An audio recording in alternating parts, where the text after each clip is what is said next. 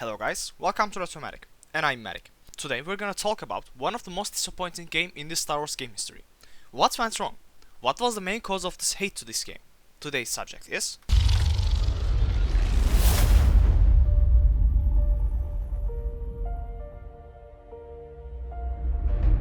Okay, first of all, let's talk about Star Wars games history. Since Star Wars Jedi Arena on Atari 2600, developer teams making Star Wars games. And from that time to today, there has been more than 50 games developed with the Star Wars name. And the special part about Star Wars games, they were speak to every kind of player. If you love action, then you have Jedi Knight Jedi Academy. Or if you love less action, more RPG, then you have Knights of the Old Republic. Or if you obsess with the strategy games, then you have Star Wars Force Commander.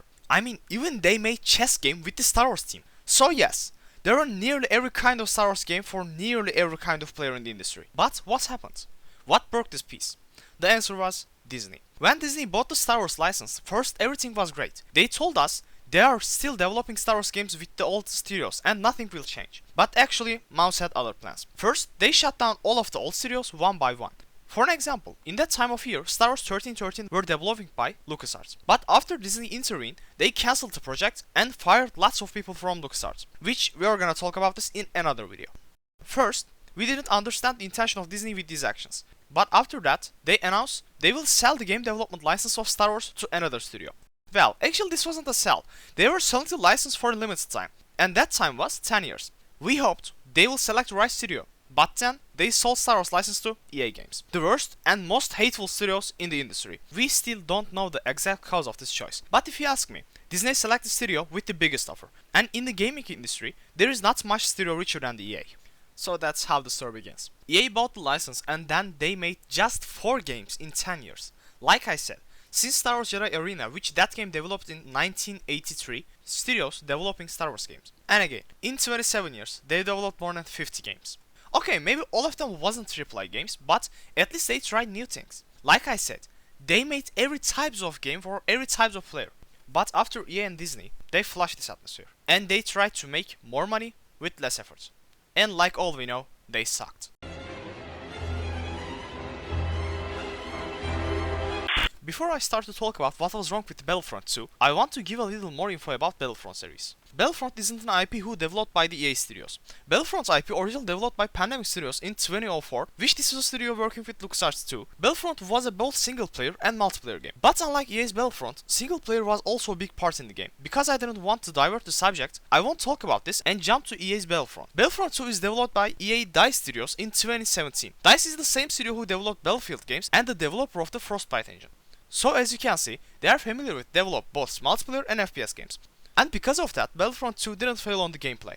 But the one thing they failed was developing single player mode. They made only 4 hours single player gameplay in the Battlefront 2, which they weren't the best stories. Actually, they weren't stories. They only told 2 short stories about 2 different characters. That's why players who like single player more than multiplayer, like me, didn't satisfy. Let's talk a little bit more about these stories. Battlefront 2's story takes place between the Episode 6, Return of the Jedi, and Episode 7, The Force Awakens. The game tells us the story of the Inferno Squad, the Imperial Special Force units. Our main character, Commander Iden Versio, lead this team during dangerous and classified missions.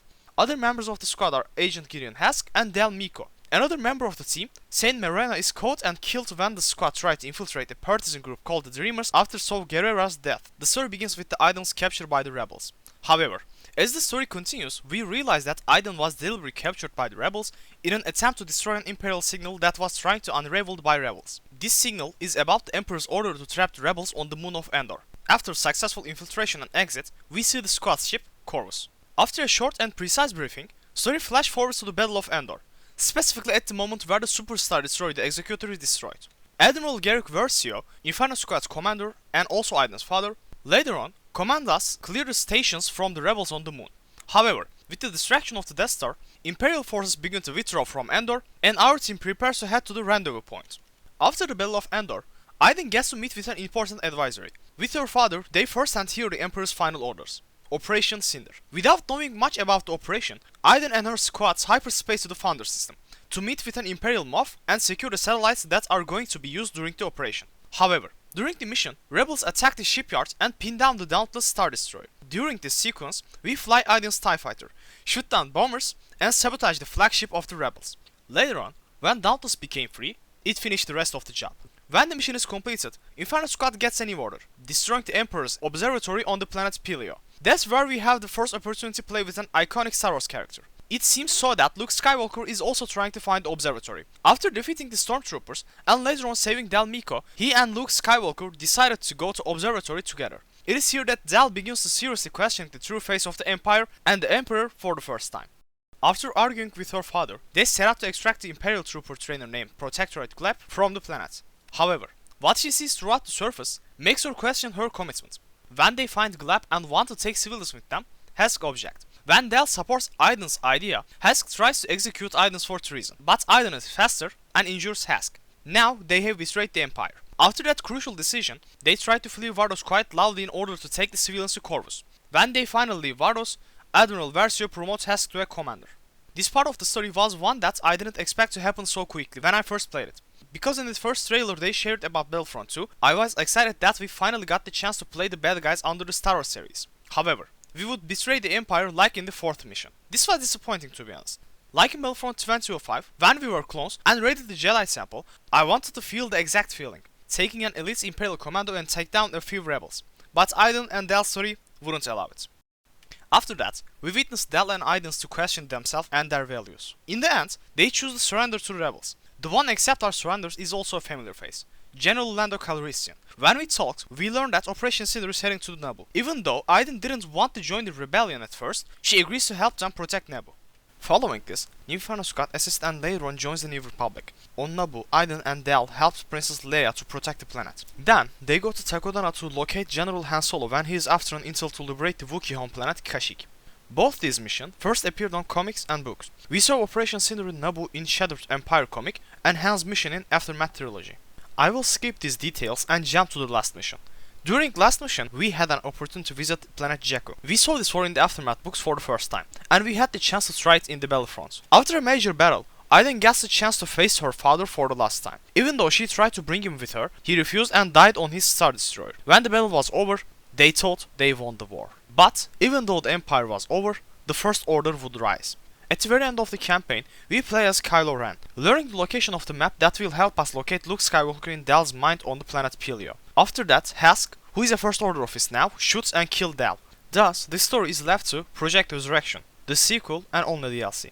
Although, we looked at the main campaign. This DLC gave us an answer to a question that wasn't explained in the movies. How did the First Order recruit and train its stormtroopers? So, how was the campaign? With its amazing graphics, Battlefront 2's locations are always fun to look and experience. However, repetitive gameplay, lack of interaction with surroundings, and the sudden and disappointing defection of Aiden in the early story doesn't meet our expectations.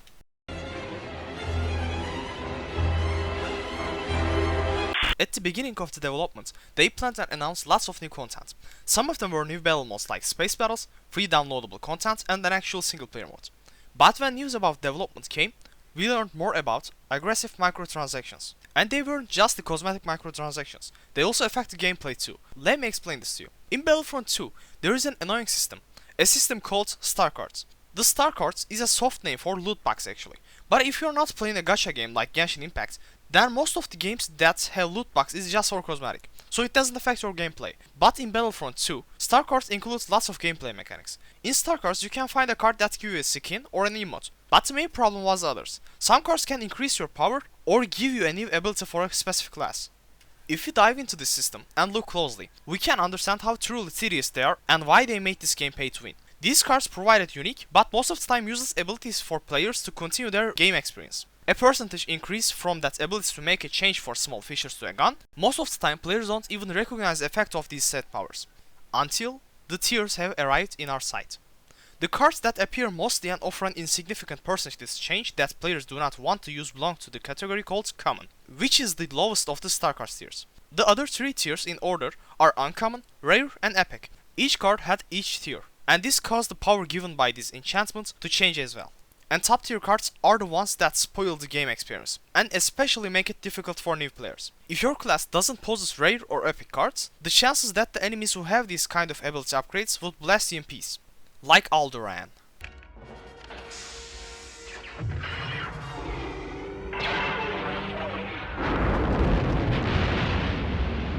Apart from the ability cards, star cards also had boost cards. And like I said, these cards provided the player with passive increases or modifications for their existing choices. Because it directly interferes with gameplay, these cards also left a bitter taste. The one thing that made a shred of sense among these are traits. Traits are one of the 3 slots that you need to fill to complete a trooper's hand.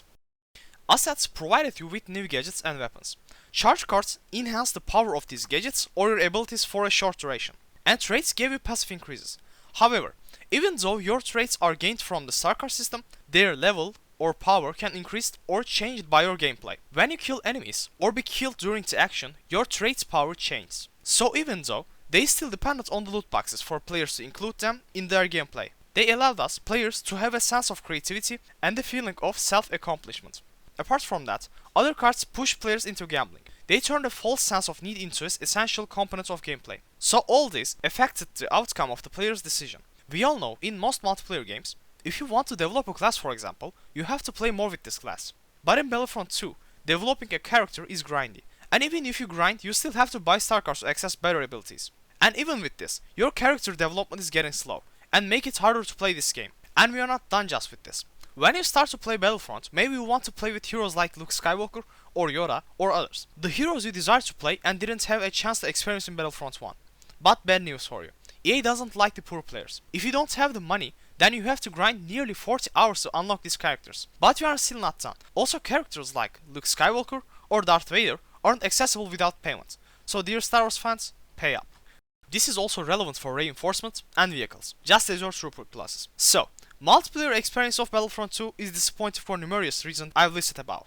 However, even though the game failed to meet the demand it made with launch trailer and all, Battlefront 2 provided the fans and players with unique and new locations that its predecessor didn't have. In addition, after EA pulled back microtransaction and slashed hero costs after Disney's intervention, games started to look more promising than to its launch time. However, the multiplayer experience wasn't presented well enough to players as in the story. The gameplay has remained repetitive, with the creativity quite missing compared to the original Battlefront series. I hope you guys liked the video. If you enjoyed, please like and subscribe. For catching more videos of ours, don't forget to click the little ring after you subscribed. You can also visit our Patreon page and subscribe us from there too. Your name can immortalize in our videos, and you can also vote the next videos. See you guys on the next videos. Goodbye.